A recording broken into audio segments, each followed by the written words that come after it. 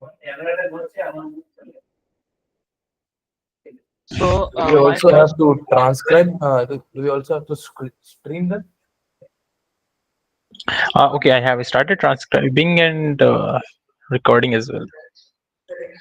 Okay, fine. Yeah. So, Prindeep, please ask a question. my first question is, there are many questions like in GA1 there is question 13 and in GA2 there is question 7 where we Mhm. have to create GitHub repo and then create GitHub actions and retrieve the raw GitHub file URL. So this Mhm. requires us having GitHub CLI, which is GH. So we have to install it.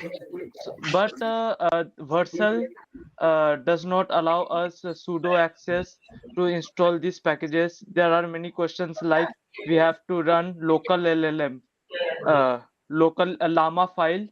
Vercel will not allow us to do that in GA2 question 8. We have Docker related questions. We have required to install Docker to push the images to Docker Hub, and then in GA2 question 6 we have to deploy a Python API to Vercel instance. Now Vercel will also not allow this.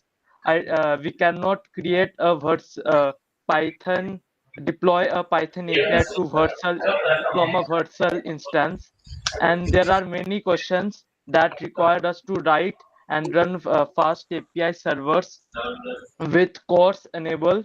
Vercel will also not allow us to do that, like running multiple fast API servers and many more, because Vercel does not give us sudo privileges, and there are many restrictions set by Vercel. Yeah, I got So your question. I got your question. how can we do that?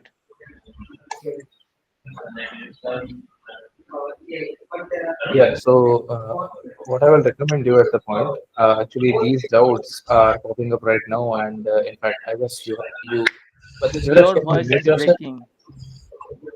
There is a very echo Yeah, yeah, in yeah. your So, the voice. thing is that Jivraj and me, we both are sitting in the same room, and yeah. So, opening the mic at the same time is not, which creates this reverb. Okay. So yeah, so I guess Premdeep, you wrote that post as well on discourse, and we Yes. read that. Yeah, we read that, and these concerns are genuine, and we'll be discussing about these concerns with uh, uh, Anand sir, and we'll clarify them soon. In the meantime, I will recommend you to start working on the portions which are not creating these kinds of problems, and just get started with the project. So yeah. Okay, uh, and what about the questions that requires external toolings, like that requires Excel? There are questions, it is explicitly written that you have to use Excel, and it will only work in Office 365. So Some the thing is questions that require dev tools, and some questions require Google Colab specific Python libraries like Google.colab. yeah, yeah.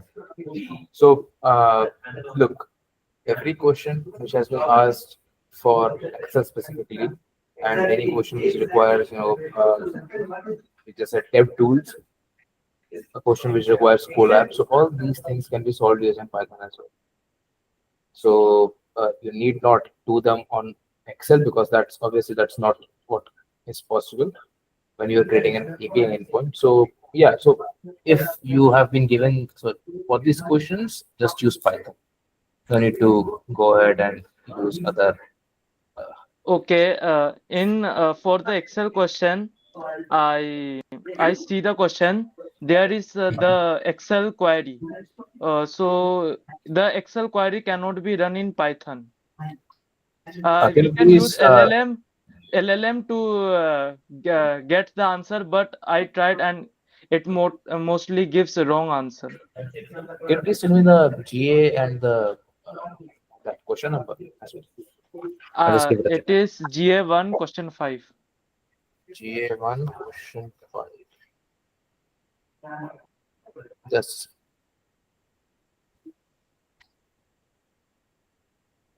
So let's use Excel. Okay, so this question needs to be done in Office 365, but as you can see that this entire function which has been given to you, this can also be implemented in using pandas as well, or basic Python libraries as well. So Yeah, just I go have ahead. done that question. It's can be done by function calling also. Yeah, that can Okay. be the function calling as well. So just either you can just use basic Python functions to present, which just we should be simply able to solve this question. But otherwise, you can use function calling as well. Just send this Okay. entire query to LLM, and it will be able to. Okay. Now, in GA1 question 6, we have to use DevTools Yeah, to find the hidden elements. But yeah. how will we do that? I mean, the in the post request, in the post request there will be a question parameter. So the question will be passed through it. Now, how will the element will be hidden there? In the post request, look, when you're Uh, told to use, Assurance. yeah, yeah, Yeah. So if there is some question which requires you to use console tab or something like that, then in that case you will receive a file on which you would have to apply uh, figuring out the hidden element and then getting any value out of it. So Okay, you will it get a will be a file, and on HTML that file. file you will have to apply. Yeah, it will be a HTML file. Okay, okay, Yeah. got and you it. can simply pass that HTML file to LLM and just ask it to find out the hidden events that's Okay, displayed. okay, Moreover, in any question where you have been asked to use a data set, where you have specifically given a data set to use for that particular question, you will be given a data set in the request. Okay. okay, So, yeah. okay. So next question is in a GA3 question 4 and in GA3 question 5, it uses Google Colab specific Python libraries like Google.colab, which cannot be installed locally. So how we can uh, approach these questions? In GA5 there is GA3 there is no specific requirement of GA3 question 4 and GA3 question 5. yeah. So in GA3 question 4, which is base image encoding, right? Yes.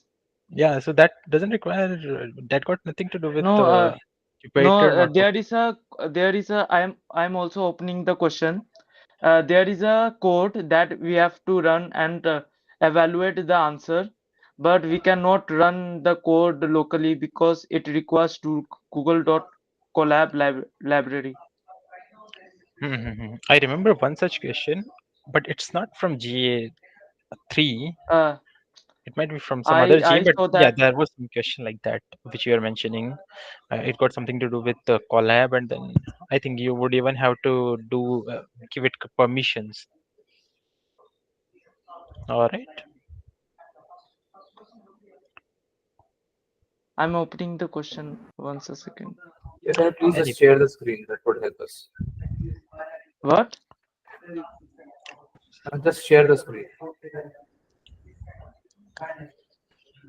and show us where it has been mentioned. Use Google Colab.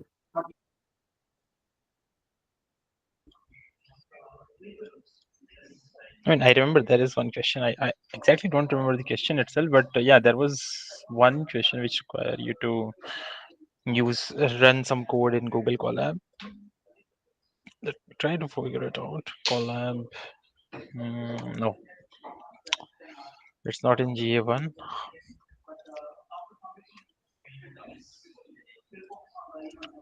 Yeah, so I think you are talking about question number 4 from GA2.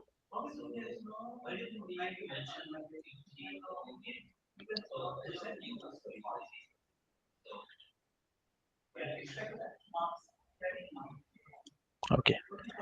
Okay, I have noted it down, and right now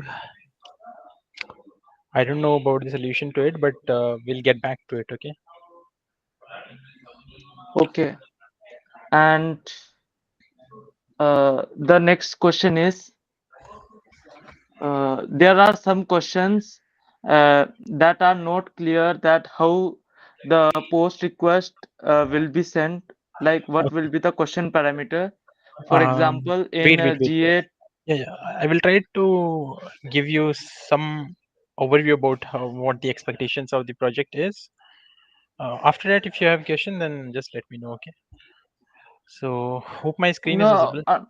another main thing to ask regarding the API token.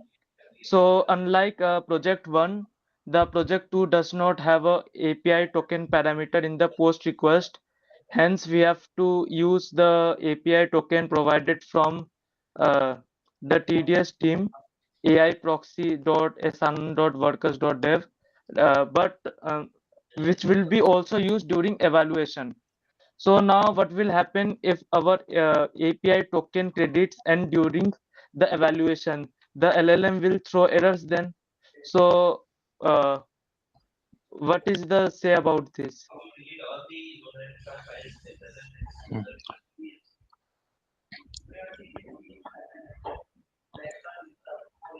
So, okay, we have ability to increase the uh,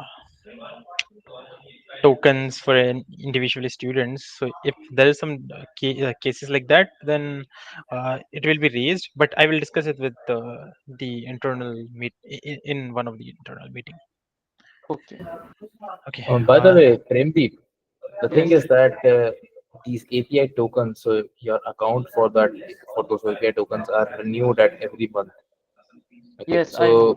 so that means that March just started and your API tokens must have been refilled to uh, again reset to $2. So that means you are not going to run out of those tokens pretty soon. So you need not worry. But I'm not anyway, if worried you yeah. about the testing. Suppose Mhm. I have completed the project and I have used Mhm. $1.9 out of $2. So Mhm. there is a risk that during evaluation the tasks may fail because the all the credits have been used up. So this is the question, my question. Yeah. So those things will take care of it. If there is something Okay, like that happens, then we have ability to increase limits for any API token. okay, By the way, and I have read your post which you have created 21 hours ago, and I have okay, also read this post. So all these questions which you have just raised right now, they are really important questions to address. So we'll get back to these questions. Like okay, I have and even kept it in my Google Keep. okay, So and in the internal meeting, I will discuss these points. okay, and another last thing to ask, in project one, there is it is mentioned that the latency for the response is 20 seconds. So is Yes. there any such limitations here? So what is the latency time, maximum latency time? Okay. Uh, okay. That is something we can add over here.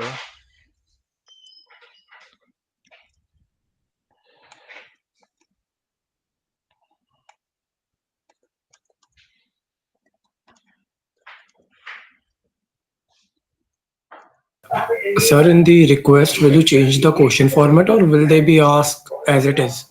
Yeah, so that's what I will explain now. So each of these questions, right? Like this is where is the Wednesday's question?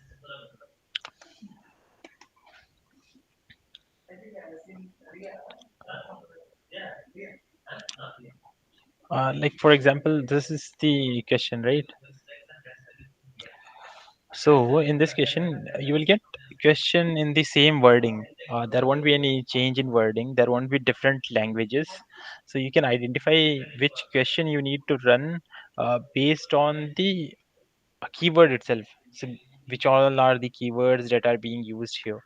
But this might change. This is parameter. Wednesday can be some other day, Fridays, and then these range, they might also change.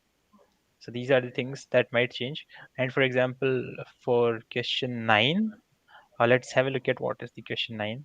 So like it have so this is also part of question, right?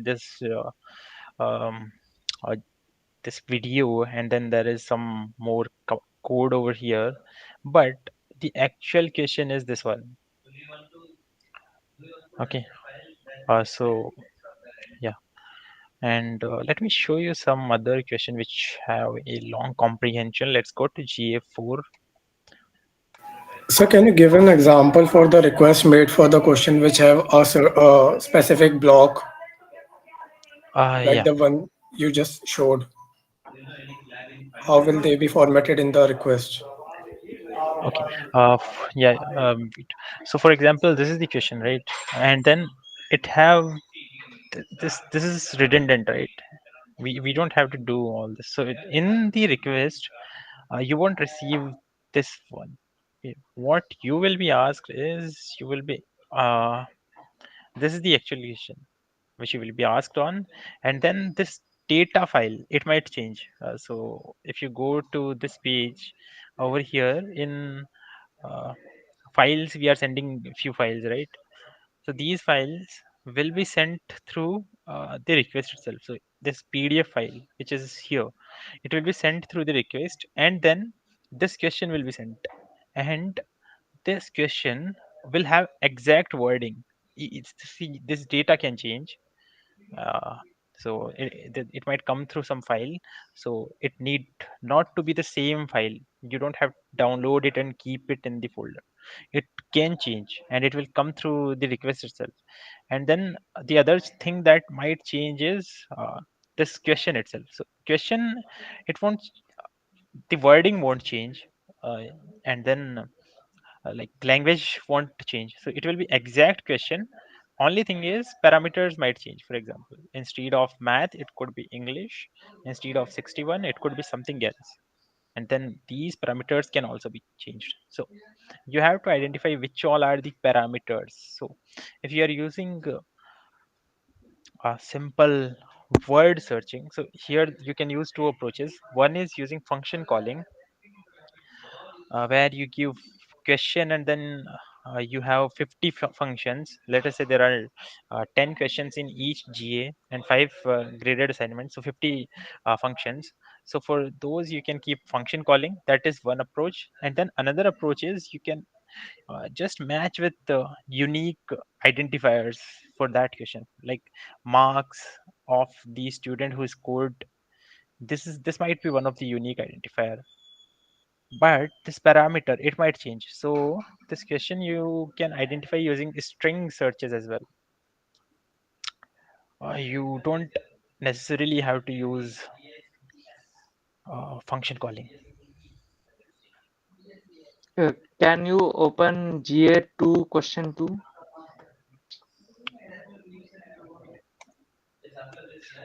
Does anyone have yeah, sure. Does anyone have any doubt on how the question would come through the request? Yeah, sir, I still have a doubt on that. Yeah. Can you open any GA1 or any question which have a specific code block for it? Like Okay. But there is a specific block, right? A black background block which have some data. like, which one are you talking about? Can you point to Um, exact question? And can you open GA1? Because I remember it has a question like that. okay. Scroll down a bit. Yeah. Sir, in the Google Sheet for question number 4. Yes. Uh, yes, so So like we this will can be the see, question in this case.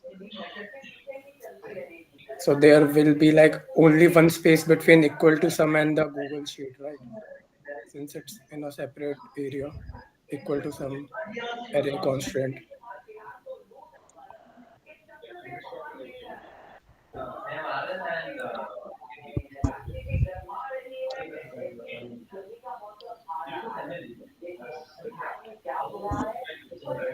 One space like this, right? No, But you yeah, can I'm asking that the question ends Google Sheet space equal to some. Is that how Google it is? Sheets and then a space and then Equal the to some array. He is asking, is the code block given in Arush, the the question thing is, will yeah, yeah, be yeah. separatable by something or not? Yeah, so let me answer this. The thing is that we are sending post requests, right? And post requests, you can actually send body with your requests. So we will be giving you this entire text which is present over here, and it would be able to, I guess, multi-line is allowed using post request, so that won't be a problem for you. Okay. So while giving the question in the question parameter, we will be specifying the entire text given to us. Okay. The only thing that you have to do is you have to specific if you are going with the keyword approach, which I just told you. The only thing which you have to keep in mind is that you have to select a specific keyword which is specific to that entire question. Only then you will be able to identify which question we are actually asking. Okay. yeah. And if you're not able to figure out which keyword to use, in that case you can use function calling approach. If there is nothing unique about this question, like if there are Okay, multiple questions which can be identified, then use function calling. So basically you can combine both of these approaches.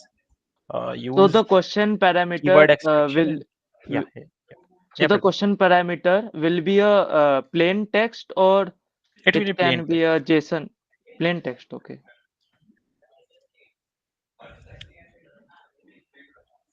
Can you open GA2 question 2?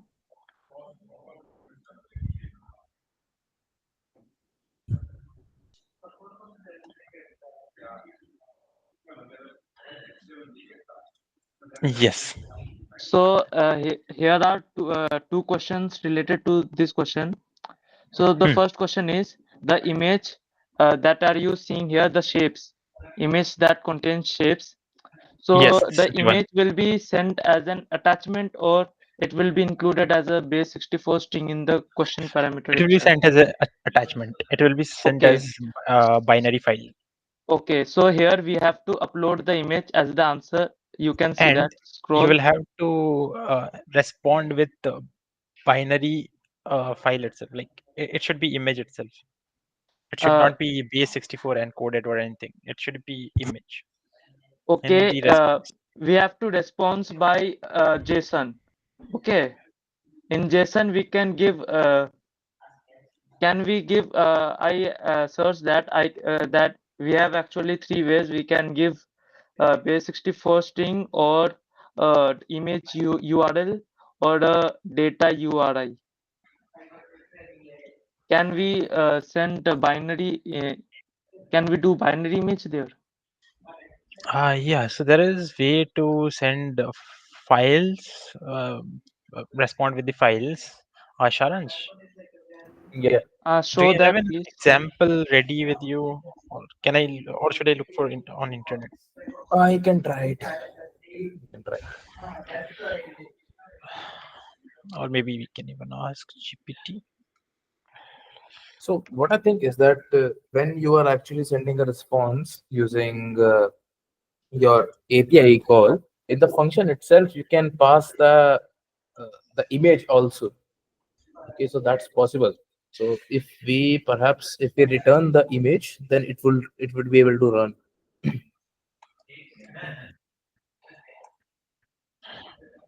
Moreover, Premdeep, if you just head back to the project to uh, page, you will be able to see that in over there the curl request, the curl entire code which has been given to you. You'll be able to see that we are sending a post request, and we also have a parameter for file, right? And over there we are passing a zip file. You can see that. So yeah, we will be giving you the files the attached to the uh, request itself, and then you'll be able to work with that. So yeah, if you just take Here a look. you can see the response must be a JSON object. It is written. So Object in the answers question. below the response, yes, this. So we have Mhm. to put the answer in the where there is 1 2 3 4 5 6, our answer should be here. So how can we put the image here, in which format?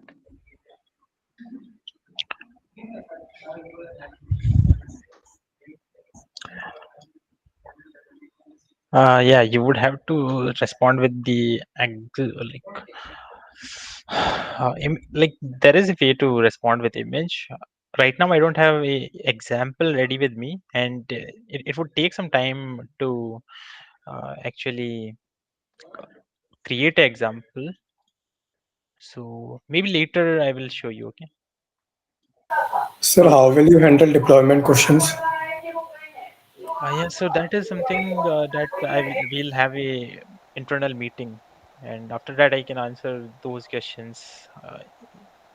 If it can be actually deployed to Vercel, and if it can be deployed, then how the application is going to work.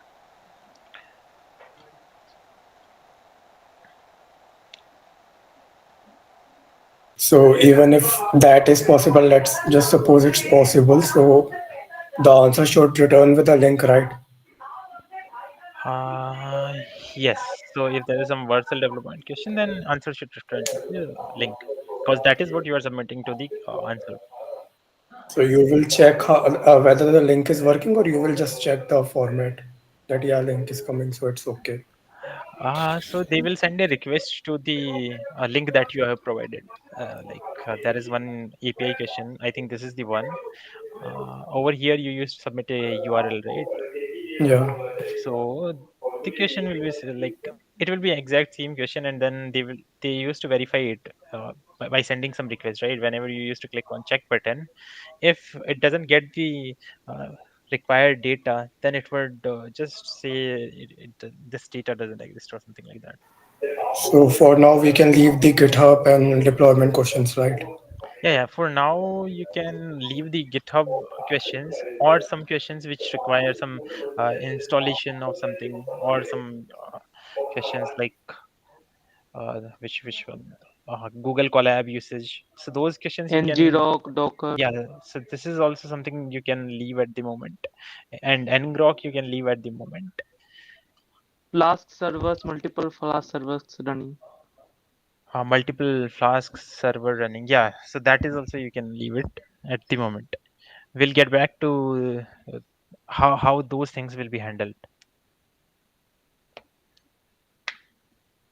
But I don't think this will be possible in Vercel at all.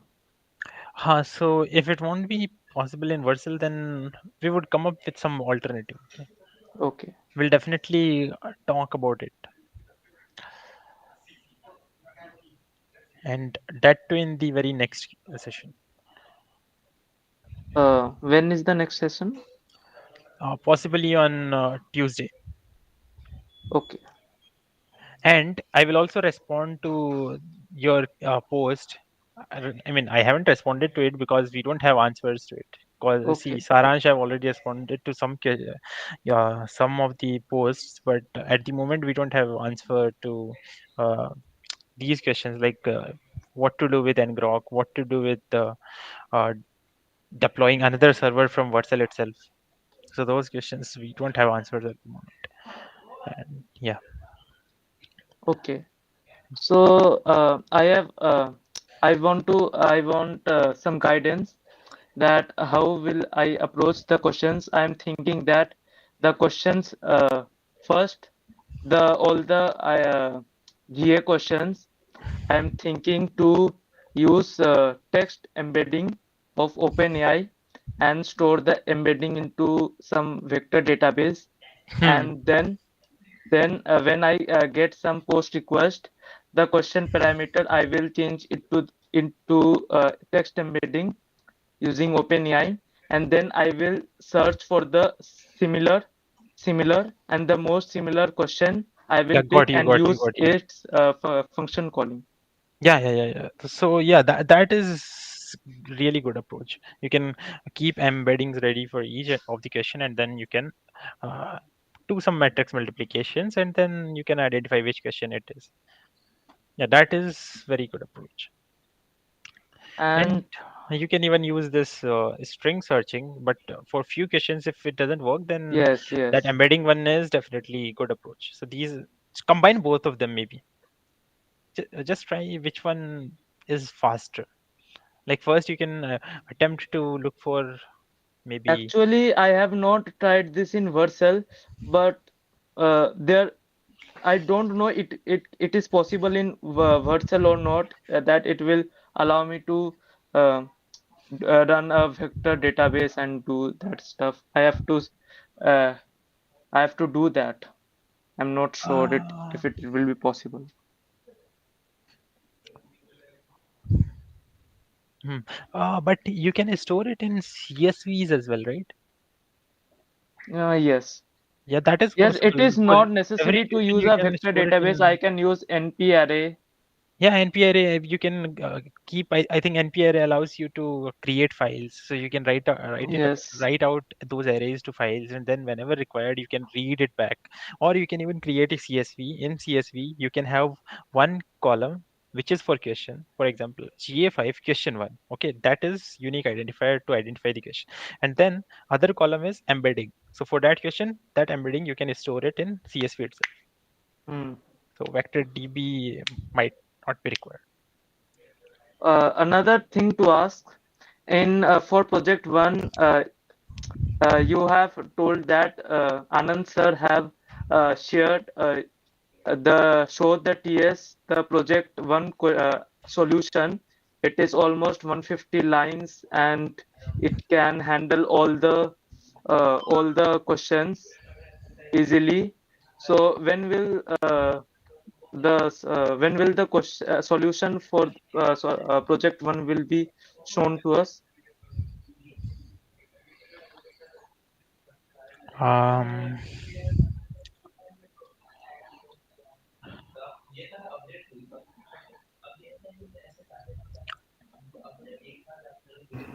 What we can Because do it is, will be Yuvraj, very helpful for us ye- in the project two.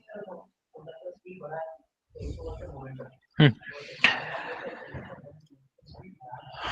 just give me 1 minute.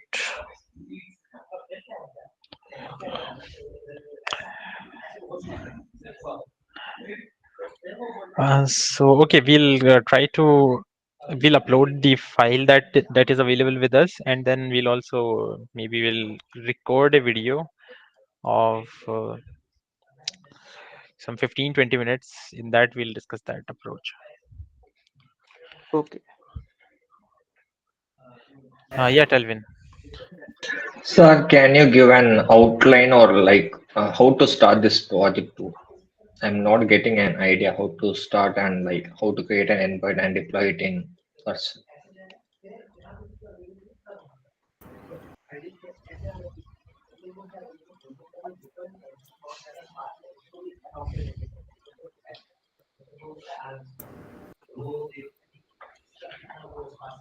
Is my screen visible?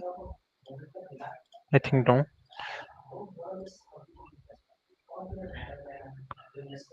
Okay, now it is.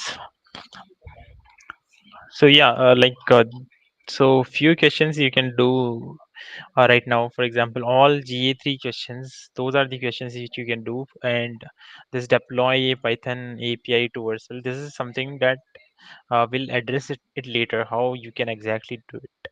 Apart from that, so the question would come. I mean,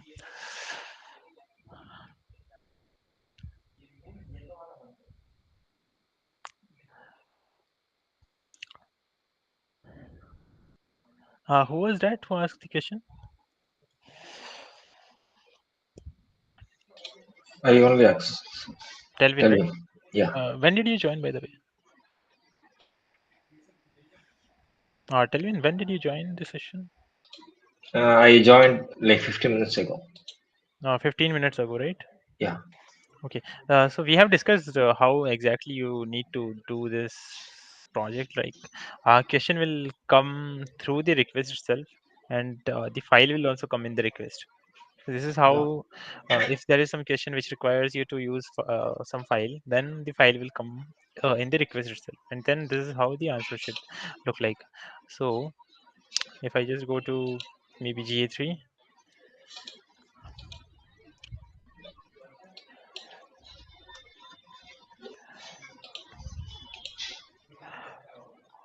so yeah, if this is the question, so what will come to you?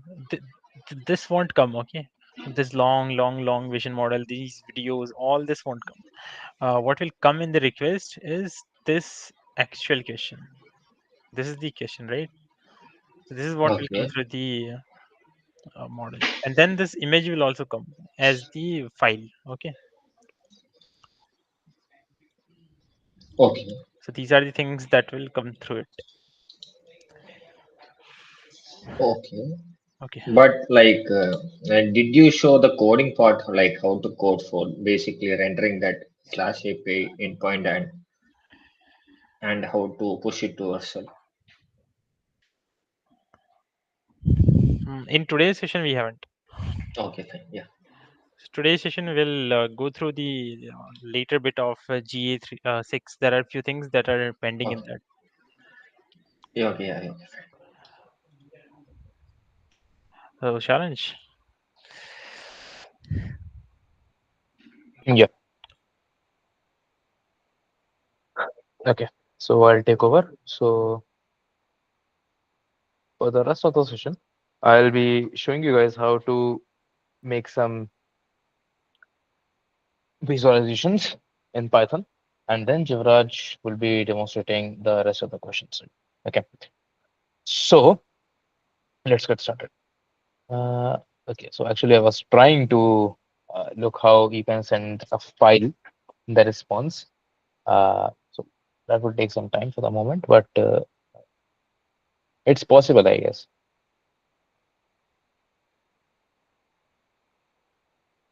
Okay.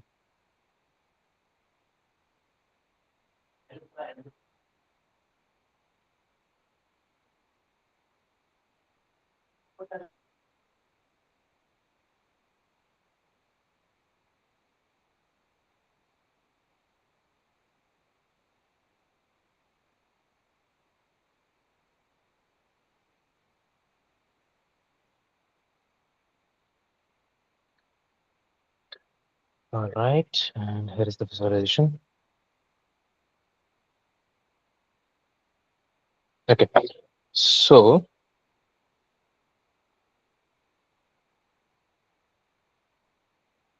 first we'll be looking at creating visualizations using some libraries like Seaborn, Seaborn as SNS, and okay, it's import lib.pyplot as PLT. All right, so these libraries which I have just imported, this Seaborn library and this matplotlib library. So these two libraries are basically used for making visualizations in Python. Okay, so actually the thing is that this Seaborn library is dependent on matplotlib to create its graphs. So if you are going to use Seaborn, then you have to install matplotlib as well. So that's one thing. Okay, so we will be working with the load iris dataset with the iris dataset, not the load iris one. So that let me just show you guys how the dataset looks like. Okay, so this is the data, and let's extract it. This is the one. Let's create a pandas data frame from it. Okay, so this iris dataset is actually, if you guys have gone through MLP course, you must know about this particular dataset. It's pretty famous. And the thing is that in this dataset, we have about 150 rows of information about flowers. Okay, so we have three kinds of flowers, which are Iris versica, Iris versicolor, and I guess Iris setosa as well. So uh, these are the three flowers we are discussing here about. And let me just store it in a data variable. And what we're going to do is data and dot columns should be load iris. and feature names. This is good. Okay. So as you can see that because we were talking about flowers, we have four features over here in this data set, which are sepal length, sepal width, petal length, and petal width. Okay.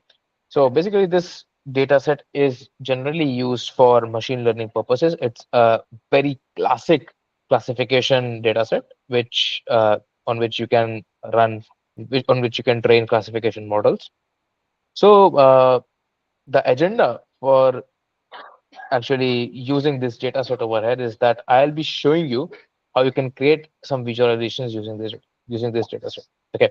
So first and foremost, let's have a look at some basic plots, which are like scatter plot and which is a scatter plot, and then we will be looking at confusion matrix as well. Okay. So let's get started. Okay. By the way, I have to load the target variable as well, because then we'll be using it to make some really good visualizations. Okay, so here it is, and let me check the keys. And the keys are it's target and target names. Okay, so uh, this is the target, and it's stored in target name. It's stored in target. Okay, let's check the target.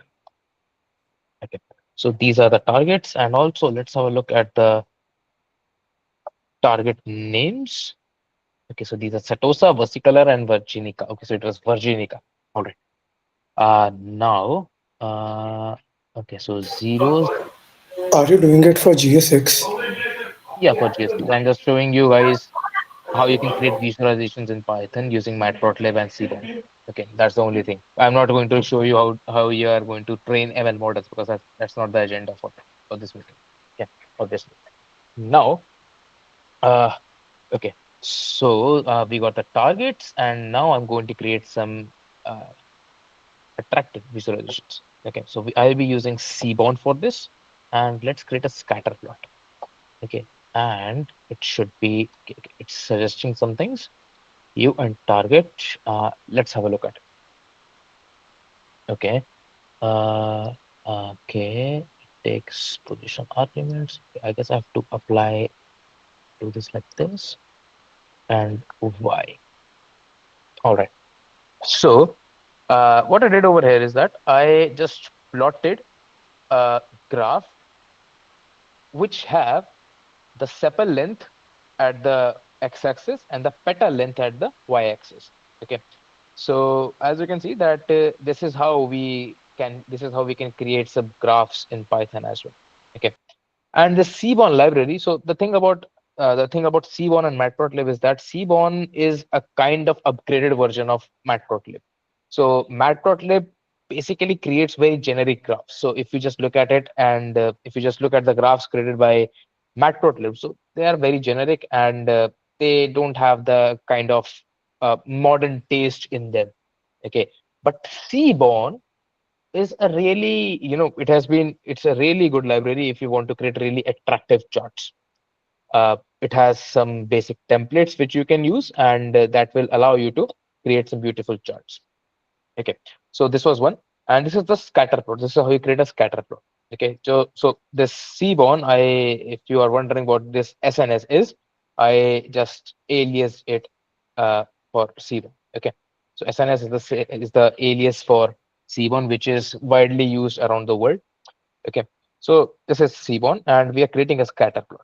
So on the x-axis we have the sepal length, on the y-axis we have the petal length. And can you guys tell me what is this hue? Can anyone just guess it? What is this hue? Anyone? Label. Uh, okay. You are a bit close, but not exactly right. Hue is different shades of the color which is being given by Exactly, like 0, 1, and 2. exactly. So hue is basically the colors which you want to give to the data points. Okay. So each and every point over here is a data point, right? And you are able to see these colors, these three colors over here, because we have mentioned it over here. Okay, if I just remove this, you won't be able to see that. Okay, now you got a uniform graph which has just a blue color. So hue parameter actually allows you to give some colors to your data. And this target variable, this target, as we just saw, so it contains the what should we say, uh, the type of flower which we are working with. Okay, so 0 means iris setosa, 1 means, I guess, iris versicolor, and 2 means virginica. Okay, so this is how it works, and we are giving this hue parameter this target variable, and then it's looking at, okay, so the first row comes where over here, over where we have the sepal length and the petal length, sepal length and the petal length, and then it checks, so which hue does it belongs to, which which kind of flower is it. Okay, and it checks that, okay, so it's iris setosa. Okay, so I will be coloring it with a different color, and that's how it's coloring then. Okay, so this is the hue parameter. Now you must be thinking that these three colors are pretty ugly, right? But someone might think that these are really attractive, but for me it's not according to my taste. So let's change it, and if I'm not wrong, for that we have this palette option given to us. Let's check it. Okay, so it has changed these colors, but again, this is not what I like. So let's have a look. If I just pass something else, it should give me the expected. Okay, so it's not giving me the expected. So what we can do is, let's set it to reds. Let's check. Okay, so giving the palette this string reds, it will just change the colors over here to the shades of reds. Okay, so this is how it works. I guess there was something else. It was a really good one. I guess it was magma. Mm, okay, so this one is also a good one if you are looking to create some contrasting colors. And yeah, so as you can see that these three colors, though they are ugly as well, but they are a bit contrasting. Okay, that's something which you can work with. So this palette, you can just Google some really attractive color palettes and you can use them. So magma is the one which I generally I don't use, but mostly it's a really good packet to use. Okay, so uh, that was it, and let's head back to. By the way, guys, any questions in this caterpillar? Anyone with any questions?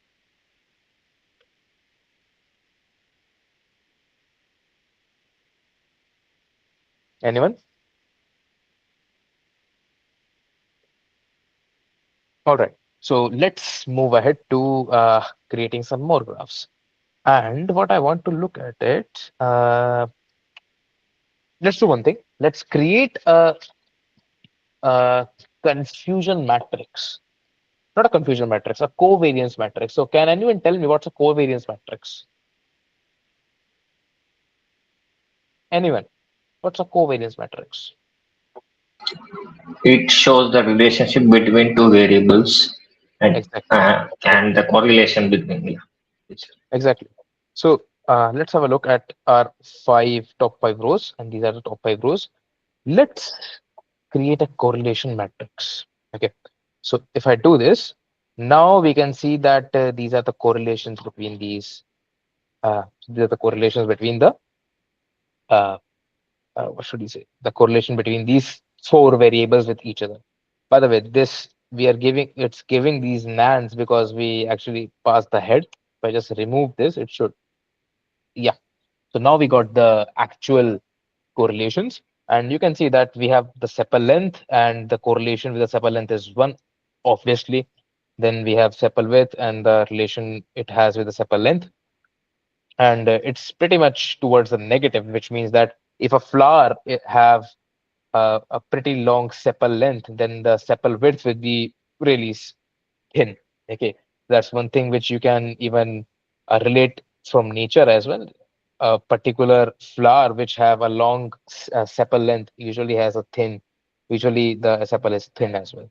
And when we have sepals which are really small, the length is pretty much the when the length is when the length is really low, the sepal width is usually thicker.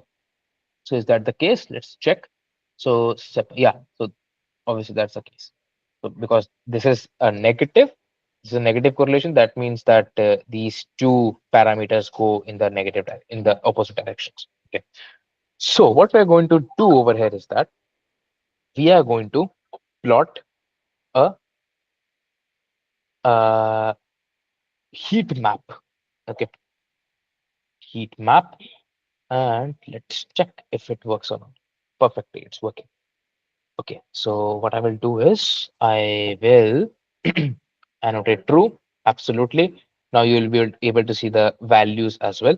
So this annotate function actually allows you to it actually allows you to see the values of the data point.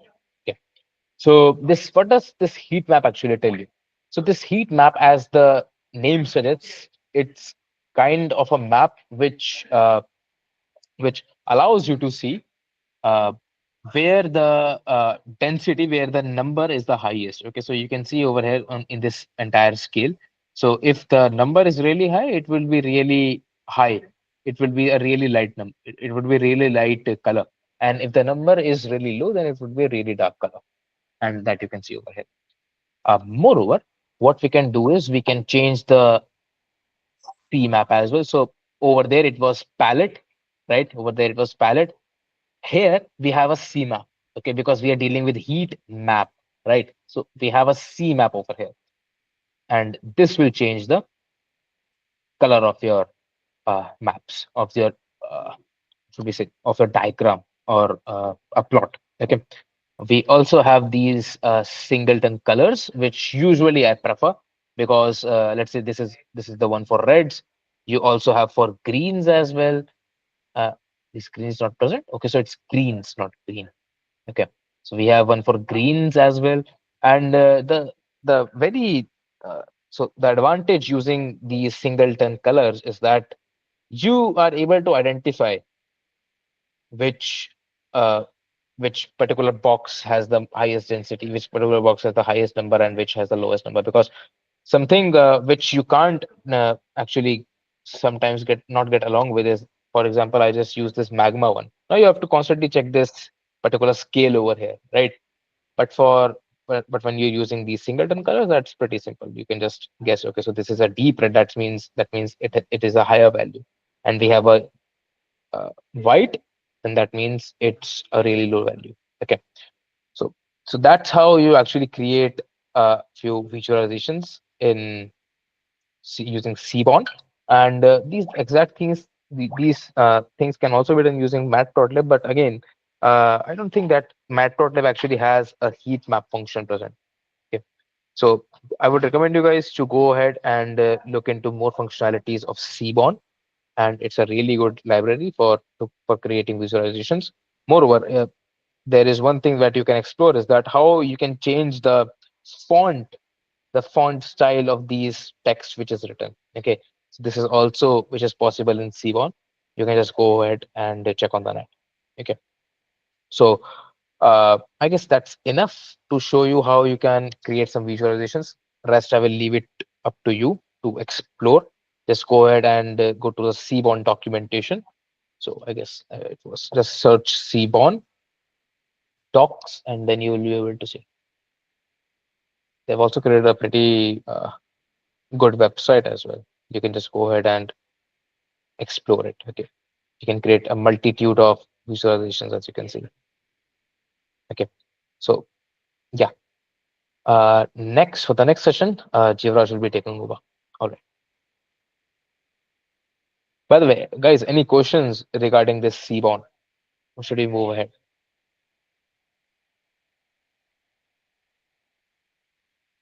Guys, any questions? Is this load iris data should be same, right? This load as data should be? Same, right, across the Yeah, packages. absolutely. That's same. So the thing is that this load iris is being imported from the sklearn's data set. module. So that's going to be same for everyone.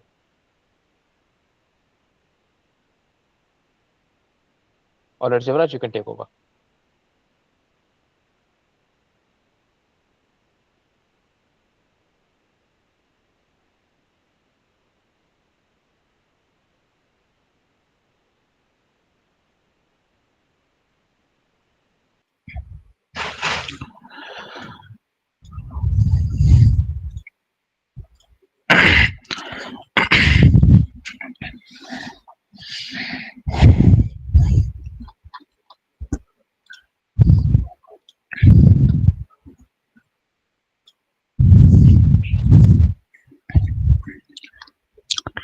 So this is about reading, how you can read Parquet files in Pandas itself. So it is pd.read Parquet, and then this inspection is like we have functions such as, if I go to Pandas documentation,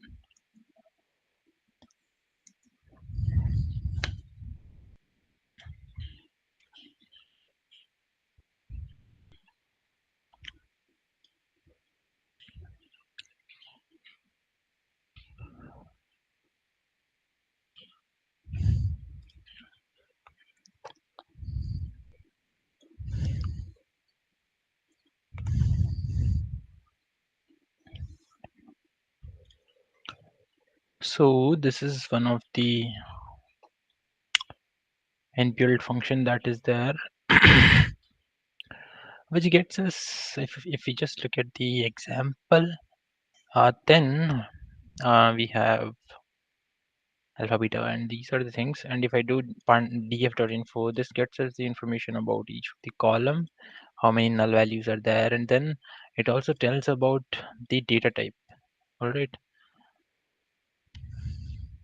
so like if you have some column which is kind of object, but actually it is a date, then you can parse it using datetime module.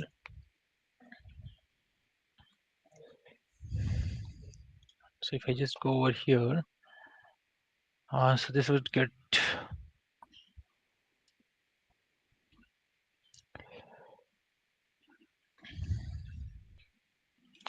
let's so this would get us the day. Let's just go to datetime module itself, documentation.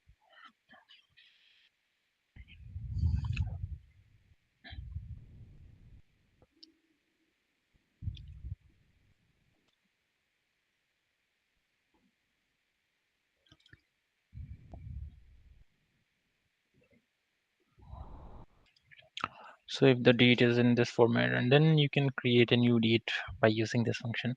Basically,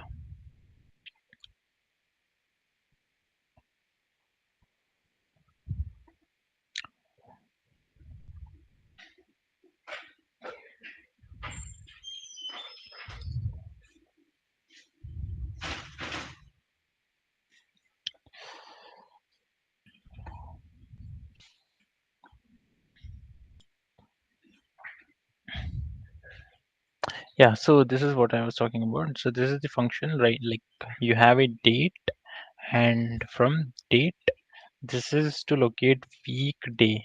If you want the weekday, like whether it is Monday, Sunday, or these things, and then this would also get this would just get the abbreviated name, and then this would get the full name. This will get Sunday as Sunday, and this will get it as SUN. Then this would get you in decimals. Then this would get the day. If it is date is like today, it is 6th. So if you have a date, so this is the date which is in this format, D and then percentage M and percentage Y. So each of these symbols are mentioned over here. If it is year without century, and then this is year with the century. Like if it is 2014, 2013, all these are over here, and this would get the hour. So you can create a new date object by using this function. Let me just create one date,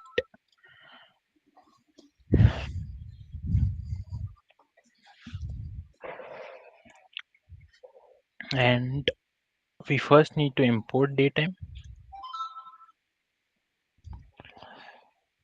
and let me just paste it over here. Has no attribute. Mm, what was the way to import it? I think maybe from date time, import date time, and now it have created this date. So it have assigned D as 31st and then month as 01. So this is the actual date, and then this is the time, and then $F, what it stands for. Let's have a look at it. It stands for the microseconds with 6 decimal interpretation. Now, using this, we can just get the $A, which would get the name, and then it will separate it using spaces. So all this we can define over here. Let me just copy this from here.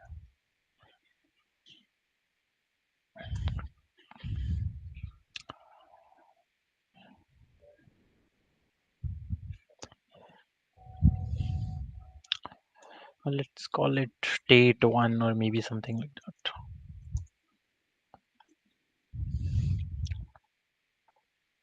And then date 1 dot strftime strftime, and let's just look for ampersand a.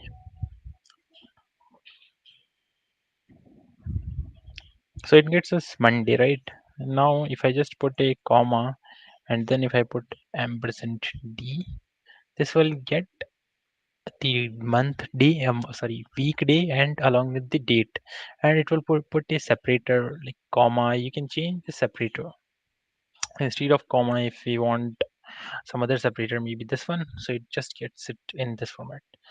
So this is how you can parse dates. So these are different abbreviates, like let's say if I just want month, then it should be ampersand b. So this have got us the month. All right, so this is the time module, and then in pandas this is how you can get the information about it. And then sometimes you might get a question like on, so you can get so one of the column could be of date type which have valid dates, and now you need to apply some filter. Let us say you just want to identify if how many Wednesdays are there, or some question like that. So if there are multiple dates, and then you just want to apply some filter on the day itself. So that's what you can do using our date time module, which is this one. Okay, and then this statistical significance is related to correlations and those things which are already part of it, which we challenge have done in one of the session using Excel. And then this percentage calculation, this is also something that can be done. And then this pivot tables is very well explained in this video itself. So if I just go to, it is similar to Excel pivot tables. So over here they have even showed the example. Then we are using column C, so we are pivoting based on column C, and then we are doing the aggregation, some sum and these things. So if I go to column C, if we have a small over here, right, and then the other value is large, then we are summing up on that. So like you have a small, a small, a small, a small, and a small, and then in Right now we are not considering. Yeah, values it is considering from column D. So these are the values which it will consider. So all these values will come from that. And then we have column B as well, which is index kind of thing, and column A. So like A and B, if it is bar, okay. So if it is bar in column A, so these are the all the columns that are there.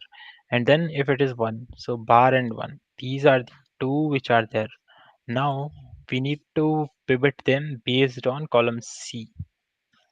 Right, so from column C we have just one value for large, so it will create one column with large which will have 4, and then it will.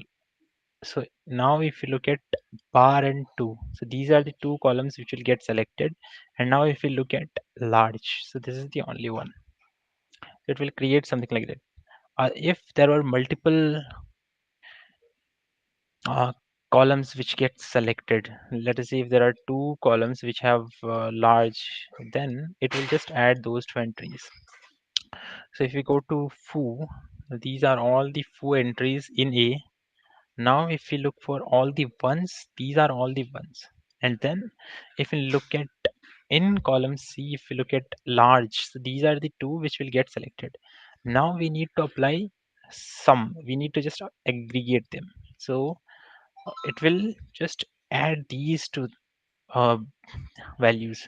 So it is foo and then 1, and after 1 uh, in large it should be 4, that is there. Then if we look for foo and then 2, if we look for large, it doesn't have anything in large because there are no column, that's why it is getting none. So these are the things that are possible using pivoting. And then this just gets creates some tabular structure which we can use in answering some questions. And then data visualization is something that Sharansh have already talked about. And now let's have a look at one of these notebooks which are there. So it is worth going through the uh, course content which is available on TDS course portal. So it reads through the Parquet file. This is not required.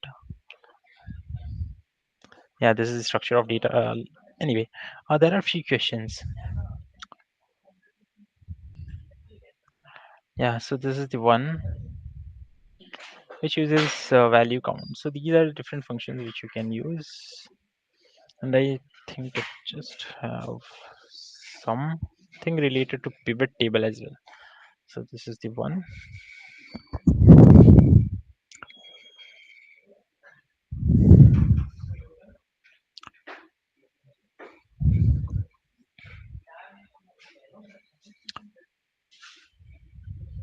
So how has percentage of disputed transactions changed over time? So actually, in order to explain this, we would have to go through the uh, data set first. You would need to understand the data set, and then you would have to identify what exactly we need to do.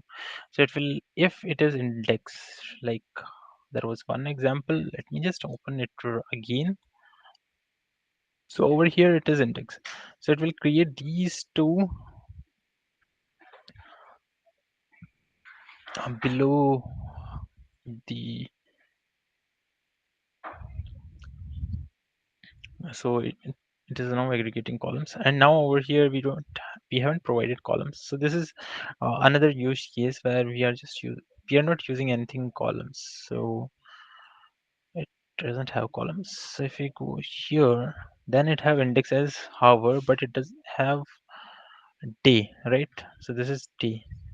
Like in Excel, we used to create one uh, row on top, and then we used to have hover.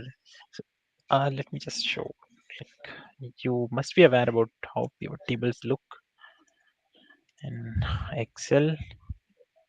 Maybe image.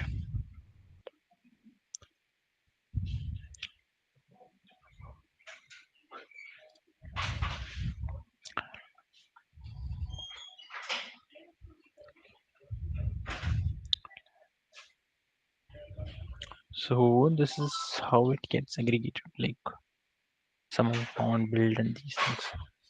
Anyway,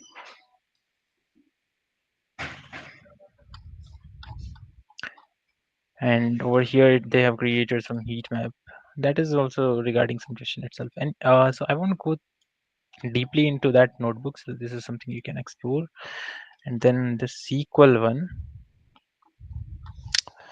So establishing a connection with the database, like if there are some MySQL database which is hosted somewhere publicly. If you have got the password for that database, which is hosted somewhere, but if you have got the password, so this is connection history, which tells about like what is the host name and then port number and then username, password, and database. These are the 4 or 5 things which are required in order to connect to a database. So this is MySQL is the type of the database, and then this guest is username. So these are the different things you need to provide. It should be in this same structure. And this is the password, and then this is a username, and then we are connecting to this particular host on and the name of the database and port number. We haven't provided port number because it is the default one. If we don't provide it, it will connect to the default one. But if you just take this example, and then if you ask how to add port number to it, it will tell you port number 2, this connection string.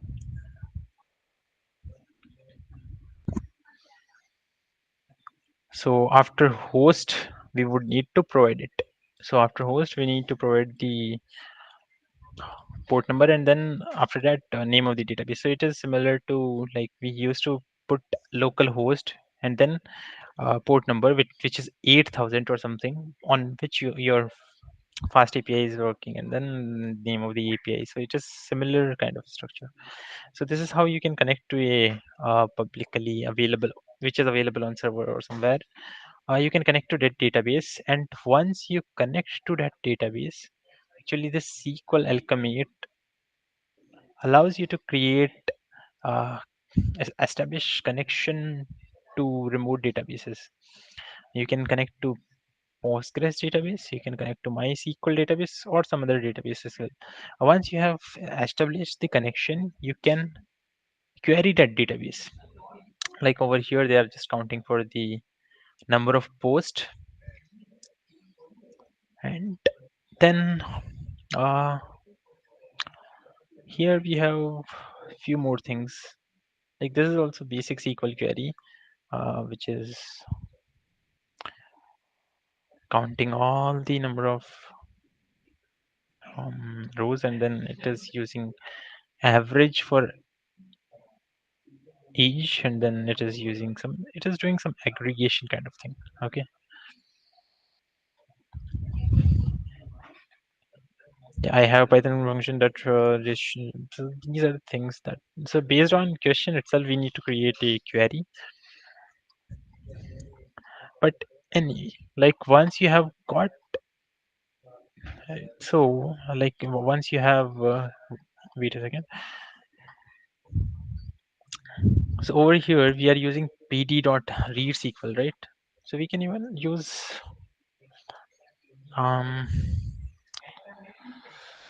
something like this. df is equal to pd.read SQL, and then we can get the whole data in a data frame. Once we get the data in the data frame, let me just execute it, and then let me just execute this one as well.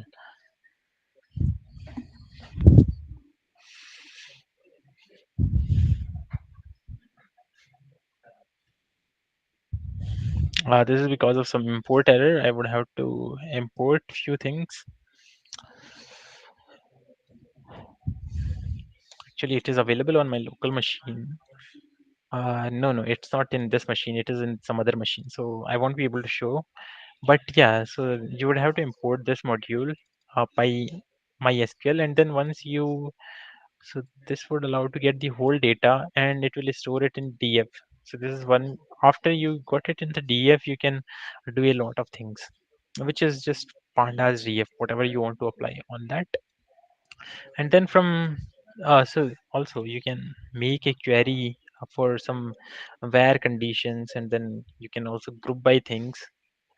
So all this is available over here. So few examples are here. Okay, just go through them once. So this is one of the important one.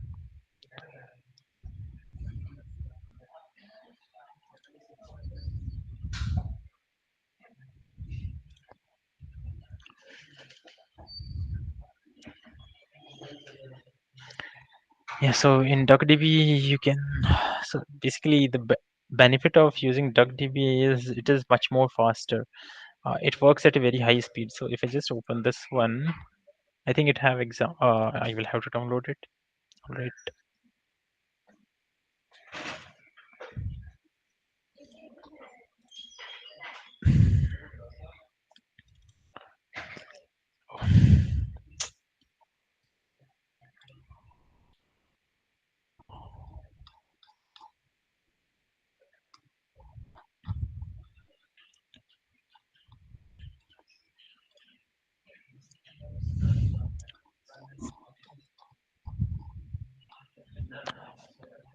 Yeah, so over here they are using data frames, and DuckDB is faster. That's what is mentioned over here. And then there must be one query.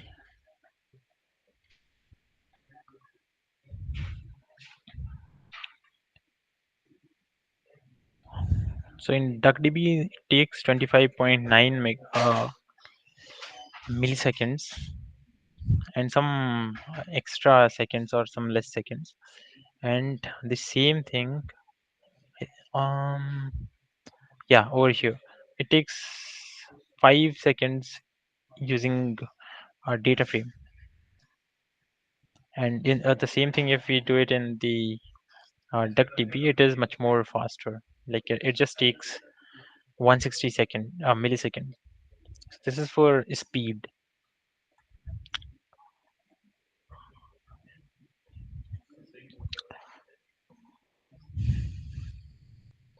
And it can handle a lot of things like CSVs. It can handle, then JSON it can handle, and then yeah, we just need to install, like if I just go back to the same, this is the one, and somewhere over here. So this is how you can import the DuckDB, and then you can query something out of it. So and then .df, it queries from the data frame itself instead of, no, basically it queries from this parquet file, and then it transfer it makes data frame out of it. Yeah, so this can change. It can be a CSV file, or it can even be a JSON file. So multiple files it can handle. So this bit of code which is here, just import the DuckDB, and then DuckDB.query. It allows you to execute queries, and then it also allows you to use parquet files or CSV files, any other file. So whatever you do in pandas, it might take time, but if you do the same thing in DuckDB, it takes very less time. It is just 160 milliseconds, whereas in pandas it was taking 5.4 seconds. 160 millisecond is how much? I think 1 second have 1000 milliseconds, right? It is less than 1 second, which is, if we compare them, it is a huge difference.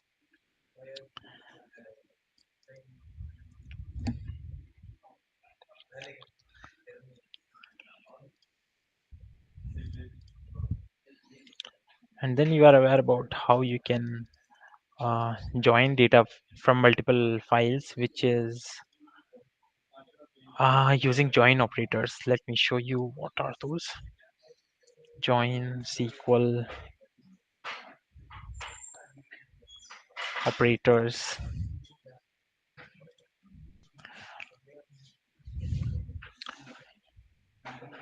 So these are different kind of join. So inner join, if like I would need an example. uh,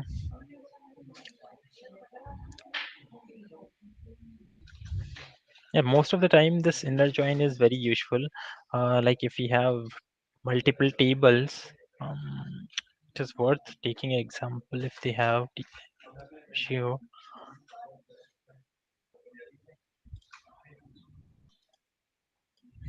Let's first have a look at what is there in.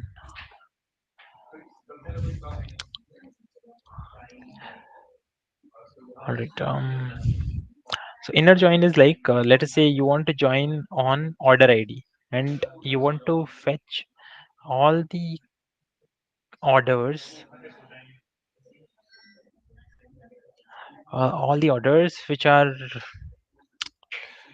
given by some customer or somebody. So we have customer table and then we also have orders table, and then another table would be customer underscore order or something.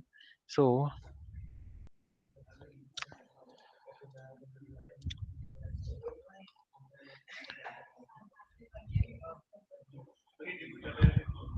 let me just open one text editor.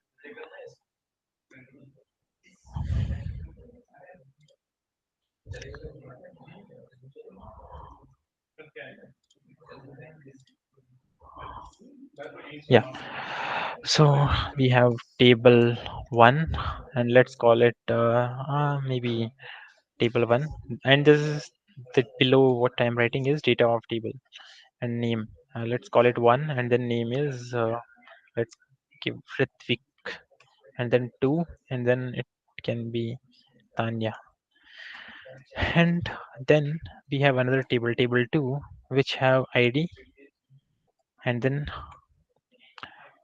work they are doing. So let's call it 1, and then over here we have Ritvik. Ritvik, hello.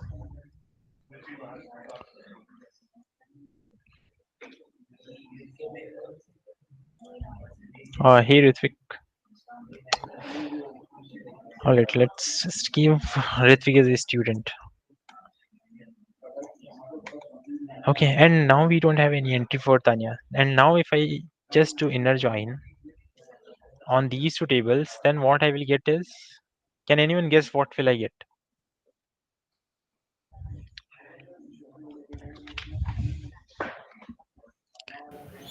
You'll do inner join, no? You'll only Yeah, yeah. get Ritvik, I think. Yes, exactly. You will only get Ritvik. So you will get ID, name, and work. So all these fields you will get from both the tables. Okay. So ID will be 1, and then name will be Ritvik, and then student is the work. Okay, so this is what you will get if you perform the inner join. So the way to do inner join is you can use, if you are doing it in pandas, you use pandas pd.merge yeah, and then we provide some left is equal to the table 1, and then right is equal to table 2, and how is equal to inner, and then we also need to provide on. So on which attribute you want to do, we want to do on ID. So this is how it is possible, and then we can even use, okay, let me just go back to,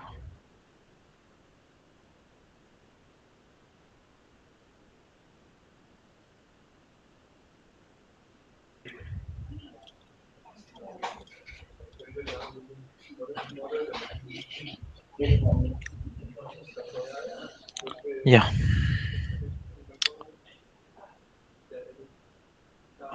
So how you can do it in, let me just show pandas merge function.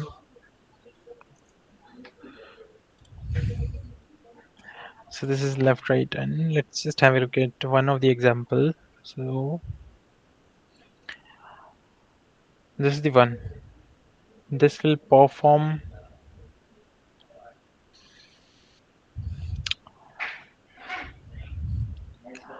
default. It is inner, and then it can do left join, right join, and then outer join. So these are the different joins which are there.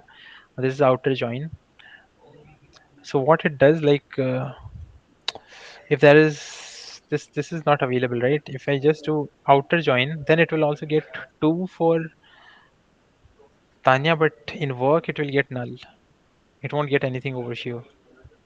So this is outer join. And then right outer join. So we have two tables, right? Right and left. So if I want to keep everything from the right table, so table 2, if I want to keep everything, but in table 1 I don't want to keep something that is not there. So those sort of things which we can do. So this is something that can be used, and it is also available in SQL itself, like inner join, and I think for outer join it is outer. So these examples are here: inner join, then left join, right join, full join. This is example for full join. Okay,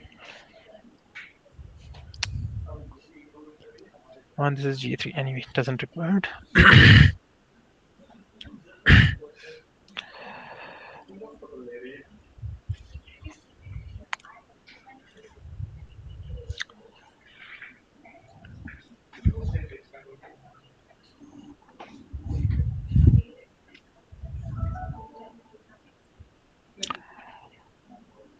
So yeah, this is the one of the videos which is very nice. I don't have like I won't be demonstrating it, but going just watch this video. This is very nice one, and this is in Python. So in Python,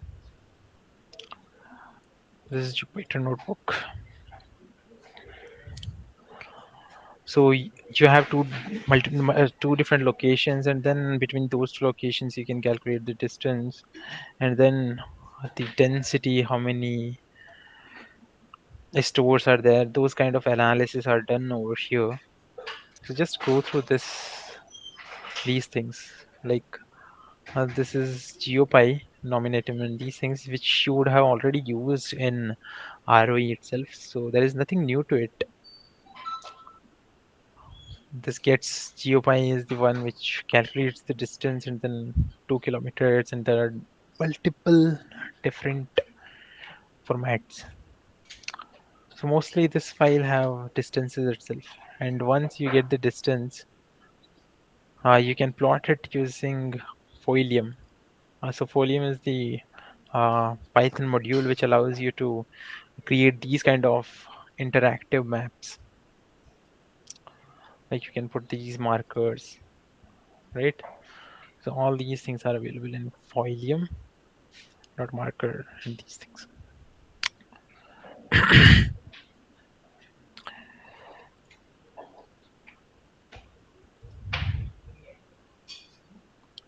And then this is again this is for farthest um, points, and then these are for closest point. Those kind of analysis are done. Yeah, and just go through this video and you will get to know about what is there. Okay, so these are the modules. GeoPy is for calculating distances, Folium is for creating maps, and then NumPy is for doing calculations of distances, and those kind of formulas you can apply in NumPy. And yeah, QGIS.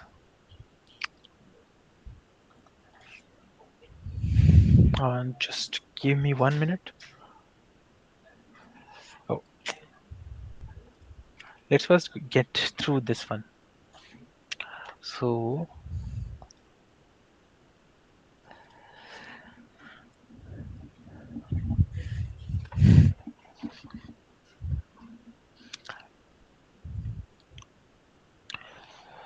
in this one, Kuma is the one which allows you to create network graphs, and then SK network. And let me just open this note, this one.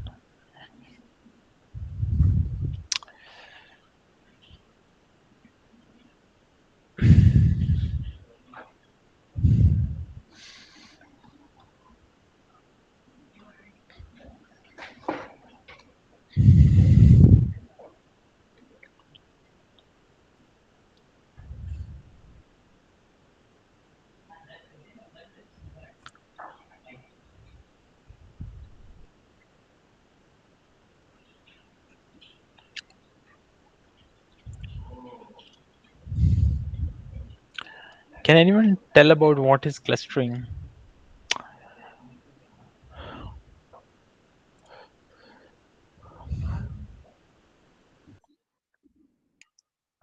Grouping similar data together. Binning or Yeah, something. yes, it is kind of binning itself. Basically, in clustering, so there is something called classification, in which we try to classify a particular data set and data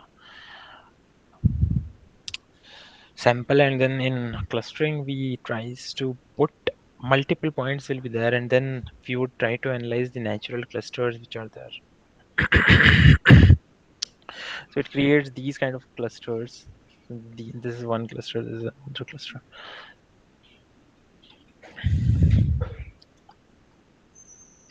Sharansh, Yeah. is there something that you want to add to network, SK network? SK network. Yeah. What we can do is, I actually created some visualizations using Kumu, and I can show that. So, Okay.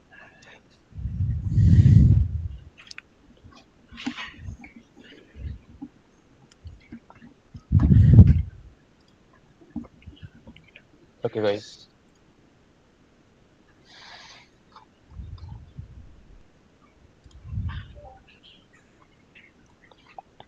Okay, is my screen visible?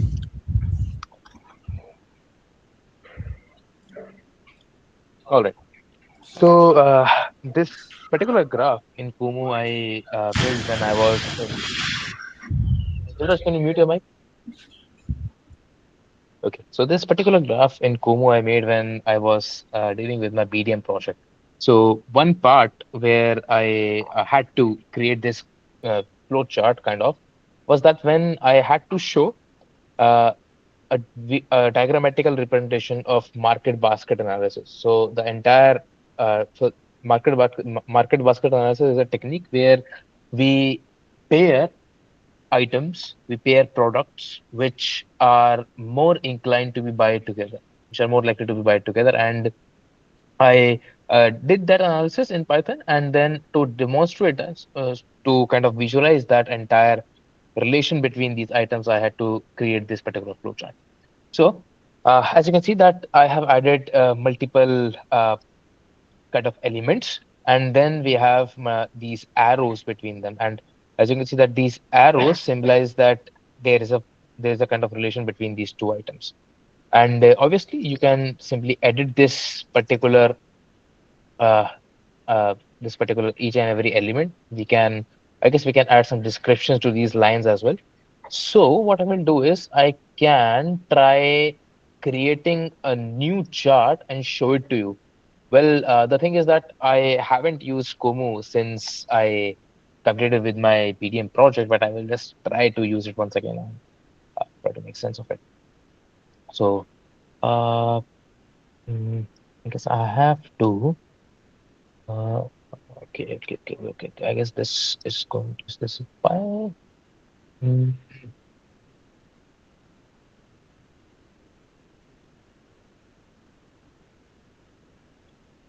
okay, so yeah, here we are, and I have to sign in once. So yeah, Como is a really good tool when you have to create visualizations which have kind of a network in them. Okay, so let's go through this process. So I'll name it, let's say TDS live session demo. Okay, I'm not a robot. Create project.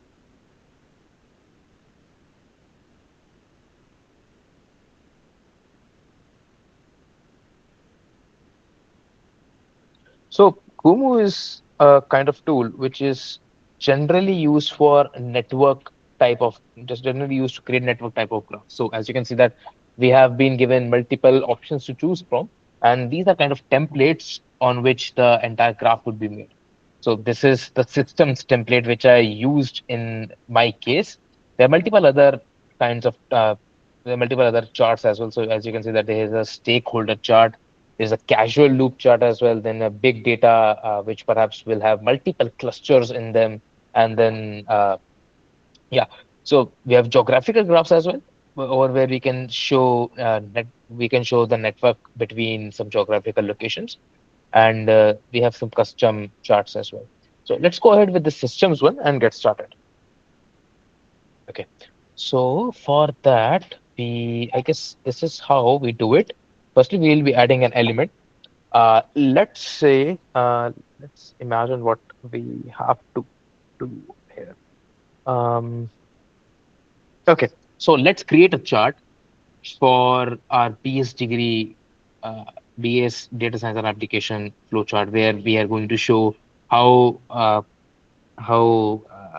different levels of BS degree are combined. Let me just start making it, then I will explain it to you.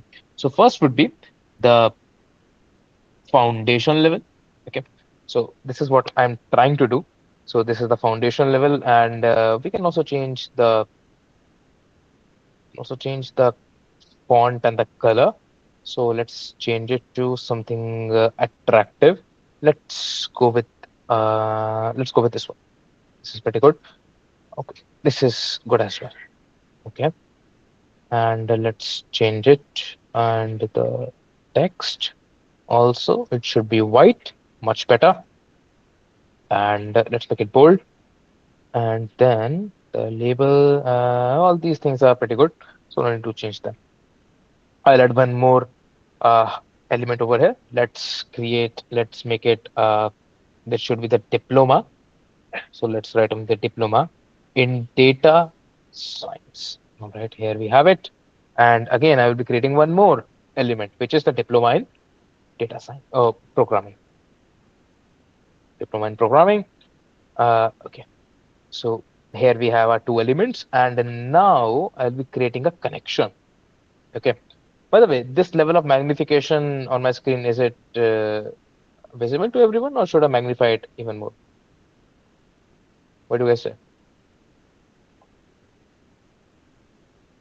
Anyone? Sir, it is visible. All right. So, okay. So this is good. And I will be creating a new connection. And the label name is foundation level, right? It's foundation level.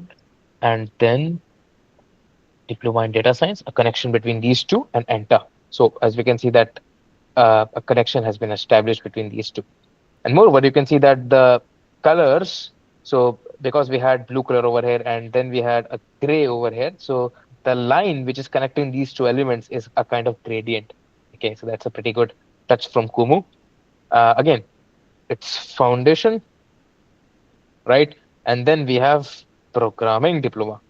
Okay, this is as well, and this should be something like this. This is much better. Okay, so now let's create another element, and I will name it BS level. Here we have it, and we'll establish a connection between these two. So what we can do is, yeah, let's make a connection from diploma in data science to BS level, and then a connection from programming to BS level. That's pretty good. And let's just adjust the arrows as well, because aesthetics should always be followed. And let's create a new element, and this would be the final one, the BS level. Okay, this one. Okay. Now let's add a new connection. It would be from BSc level to BS level. Perfect.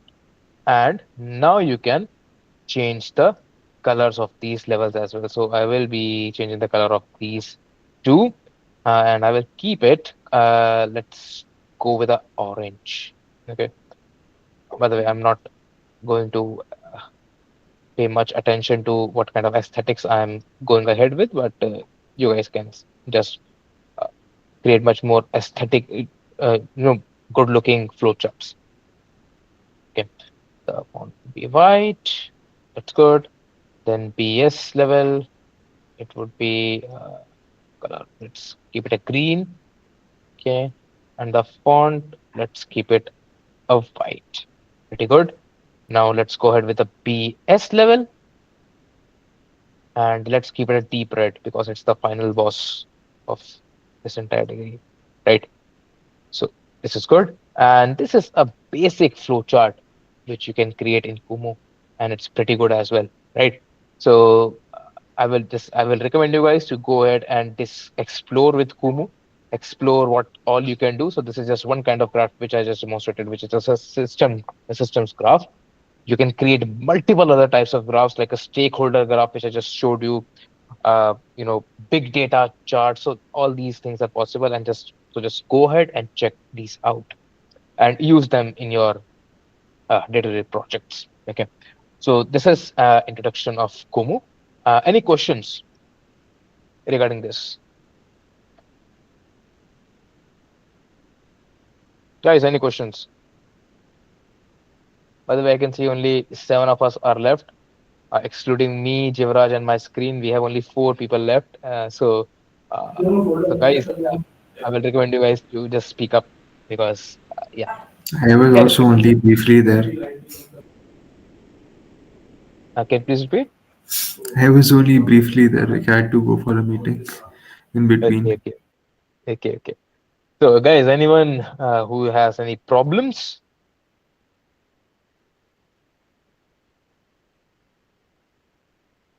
Okay, this is a pretty good one. Let's go ahead with the next one.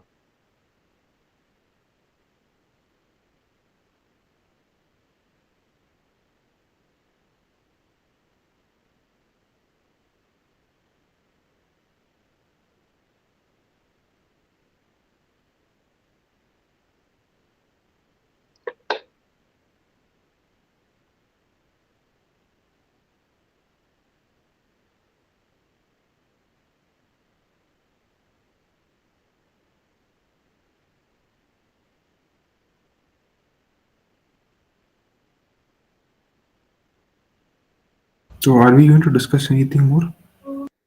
Yeah, for sure. We will be discussing Folium. I will be showing you guys a demonstration of Folium, and then we will be going ahead with the Network X library, and then perhaps I will show you clustering as well. So, yeah, Okay. actually, I and Javraj were just having a chat. So, just give us 2 minutes more.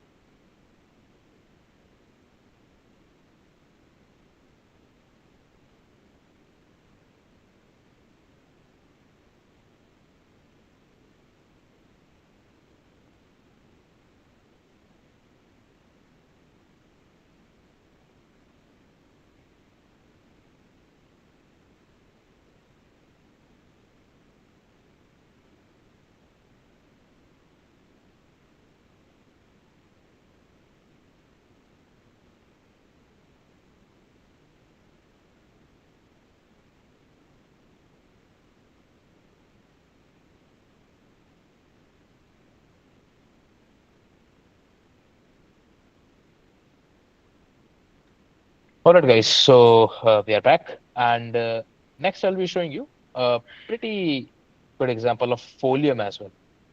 Okay.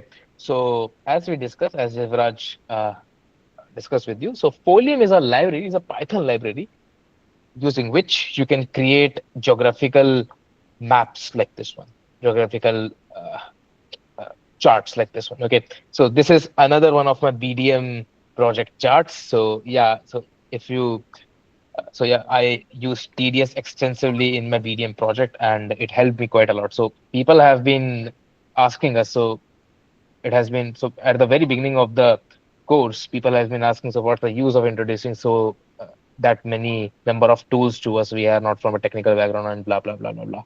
But the thing is that as you can see that I had TDS before my BDM project, and it helped me so much that I was able to complete my BDM project within a month, which usually takes about 4 months time. Okay, so this is how TDS has been helping me, and I hope that it will help you as well. Okay, so this is a basic demonstration of folium. Now we cannot really complete it in a month because now they've structured it in such a way that we have to wait. Oh, really? Like you cannot Okay. like the proposal is only released after the midterm deadline is over. So now we cannot Okay, skip okay, that. okay, okay. That's pretty bad. Okay, okay. So this person is leaving by. Okay. So we have only three people left. So I will recommend you guys to just stay along with us till the very end. Okay. So this is the demonstration of Folium, as you can see that what I did over here is that I imported Folium. That's pretty understood. I imported Folium. Then create then I created a variable name, which is just a mapper, and I created a map using Folium. Okay. I just gave it a start location. So this particular location, which I just gave it, this is the center point of the map. Okay. And the center point is actually this shop. Okay. So this is the shop which I did the BDM project with, and all these locations are the points where uh, all these locations are the points where Okay, the Saransh, particular I'll user also behaviors. probably take your leave because like Okay. I okay. All right, Ritik, bye. Okay, so then we are adding a child. Okay, so what is a child? It's just uh, an element over here. So all these different pointers are the elements, or all these different pointers are the are the children of this particular map. Okay, so first we added this, then I added this particular this, and then I just ran a for loop where we are adding multiple children into this entire map. We are adding these markers, and also you can change the icon which is being which will be displayed in place of these locations. So all these locations which are being mapped using these for loop are being represented in this arrowhead and then red marker. So that's how you usually create maps with Folio. Okay, so that's one representation. All right. So next we are going to work along with network X. Okay, and uh, for that, let me have a look if we have a better data to work with or not.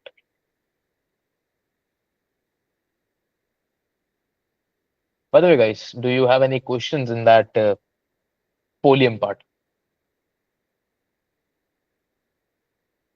Tanya, Dilima, any questions in that Folian part? So, show that once again, that code. Oh, yeah, sure. I want to look at the child one. Yeah. You added one location here in the child. Uh, so this is the location of the shop actually. So this is the location of the shop, which has to be in a different icon to be representable. Okay, so this is the house icon I'm representing the shop with, and the rest of the locations uh, are the possible locations where the shop can explore its business in. Okay, so that's why I'm Then using a for what loop to present. first line indicates? Which one? First line. Okay. Uh, this one. Yeah. So this is actually the instance we are creating the map. Okay, so over here we are creating the map, and as you can see that we have given this location as well. Now you must be wondering that I added a child over here, which has the same location, right? Yeah. Over uh, and over here I also added the same location. So this map instance is actually going to create the map, and this location given over here is a center point with which the map will be created. So if I just run this once again, and you can see that the shop is in the very middle of this entire map. Okay, so this is how that instance is working. Okay, so it just centers the location which I gave it over there, and then we are able to I am creating a map. Okay, bye Nilima. So only Tanya is left in our class. Okay, yeah.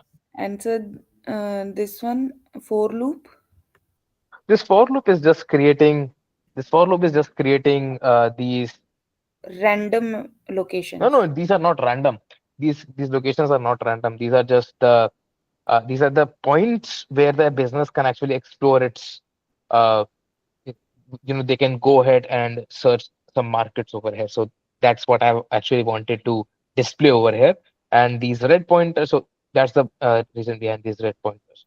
So I just ran a for loop which had these locations, these latitudes and longitudes present. So this is actually the array which has these latitudes and longitudes. Okay. Okay, okay, okay, okay. Yeah. So yeah. So this is how I'm creating this. So that's the part for uh, Folium. Tanya, let's do one thing. Yes. Because I have to search for a particular certain data set which would be able, which using which I would be able to explain the network X library. And you are the only person who is left in this meeting. So let's just end this meeting and continue it in the next one. What do you say? Okay.